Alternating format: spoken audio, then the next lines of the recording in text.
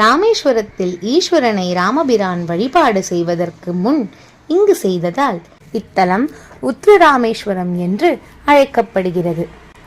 இக்கோயிலில் சிறப்பாக வைஷ்ணவ திருத்தலங்களில் உள்ளது போல் சடாரி சாற்றுவதும் தீர்த்தம் வழங்குவதும் நடைமுறையில் உள்ளது.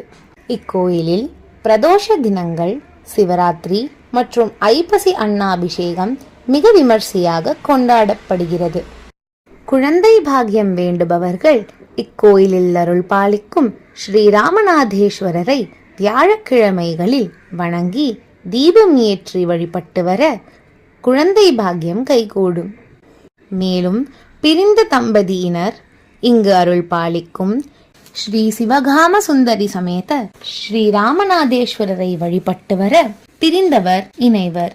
மேலும் ஜாதகத்தில் குருதோஷம் மற்றும் கல்வி தடை உள்ளவர்களுக்கு